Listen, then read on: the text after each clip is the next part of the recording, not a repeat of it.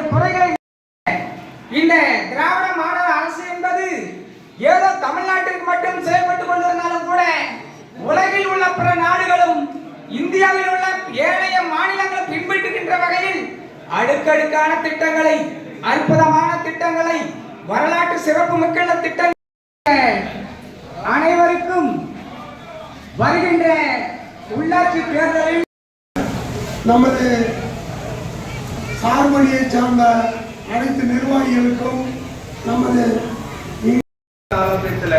இந்தியாவின் மையப்பட்டத்தில் பாராளுமன்றத்தில் இந்தியாவின் ஒன்றிய கல்வி அமைச்சர் சொல்கிறார் தமிழர்களை பார்த்து நாகரிகம் இல்லாதவர்கள். திராவிட முன்னேற்ற கழகம் நேற்று ஒரு நாள் பண்ண சம்பவம், நம்ம ஓட்டு போட்டோம்ல, அந்த ஓட்டு போட்ட எம்பிஎம் பண்ண சண்டை, ஆனாரப்பட்ட ஒன்றிய அமைச்சருக்கு பாராளுமன்றத்தில் பகிரங்கமாக மன்னிப்பு கேட்கிறார். நான் தெரியாமல் பேசிவிட்டு மன்னித்து விடுங்கள். காரணம் திமுக.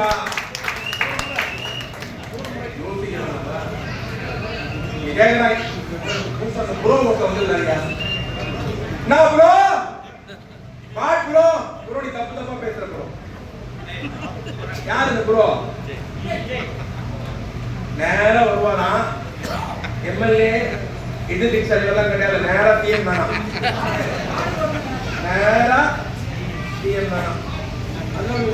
அவங்களுக்கு ஒரு சினிமாவே ஆட்சி அந்த அரசியலை நாங்கள் திமுக திமுகவை என்னத்த சொல்றது. திமுக என்ன தெரியணும், உங்க அப்பா சந்தர்சத்தை போய் கேட்டு தெரிஞ்சுக்கோ. திமுக என்னன்னு உங்க அப்பா கிளாஸ் எடுப்பாரு. நீங்க தான் தலைவரா, பேச தகுதி இருக்கா? என் தலைவன் யார் தெரியுமா? 72 வயசு என் தலைவனுக்கு. இந்த கட்சிக்கு வயசு 75, இந்த கட்சியின் தலைவருக்கு 72. என் தலைவன் 50 ஆண்டுகள் பொது வாழ்க்கைக்கு சொந்தக்காரன். இந்தியாவில் காராகிரகத்தில் மிதாவில் இந்தியாவுடைய தேசிய தலைவர் அடைக்கப்பட்ட போது சென்னையில் அடைக்கப்பட்ட தலைவன் தமிழ்நாட்டு முதலமைச்சர் 19 மாதம் ஜெயில இருந்தார்.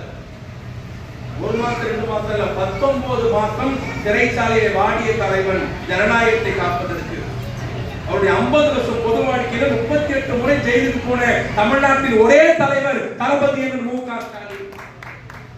முதலமைச்சர் எப்படி இருக்கணும், எப்படி பேசணும், எப்படி அணுகணும், எப்படி திட்டங்களை தீட்டணும், எப்படி மக்களை பார்க்கணும், சந்திக்கணும்னு பார்த்தாலே தெரியுது. இந்தியாவுடைய கருத்து கணிப்பு நடத்தியது என்ன தெரியுமா சொன்னார்?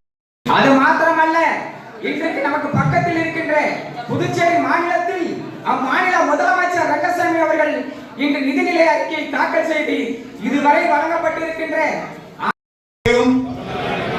எதிர்காலத்தையும் யாருக்காகவும் எதற்காகவும் விட்டுத்தர மாட்டோம். தமிழ்நாட்டின் உரிமைகளுக்காக ஒன்றுபட்டு போராடுவோம். தமிழ்நாடு போராடும். தமிழ்நாடு வெல்லும். தமிழ்நாடு போராடும். தமிழ்நாடு வெல்லும். நன்றி. இதுதான் ஒரே இலக்கு. இதுதான் எங்கள் ஒரே இலக்கு.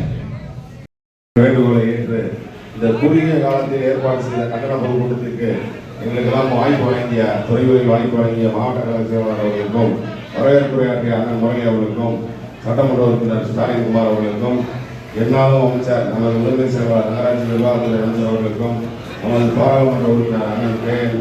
அருள்தேவ் அவர்களுக்கும், சிறப்பாக ஒரு மணி நேரமாக சொற்பொழிவு வழங்கிய அண்ணன் சைதை சாதிக் அவர்களுக்கும், மாவட்ட கழக அவைத்தலைவர் அண்ணன் அம்பிகாவதி, கனகராஜ் மயில்வாகன், பானுமதி கண்ணன், அண்ணன் தர்ம ராஜேந்திரன் உள்ளிட்ட மாவட்ட கழக நிர்வாகிகளுக்கும், எனது சக ஒன்றிய செயலாளர்கள் சரவணன், வீரபுத்திரன், அசோகன், முத்துசெல்வன், திருச்சி வடக்கு மாவட்டத்திலிருந்து வருகின்ற அனைத்து கழக உடன்பிறப்புகளுக்கும், ஒன்றிய நகர கழக நிர்வாகிகளுக்கும், அனைத்து கிளைக்கழக செயலாளர் பிரதிநிதிகளுக்கும் நன்றி.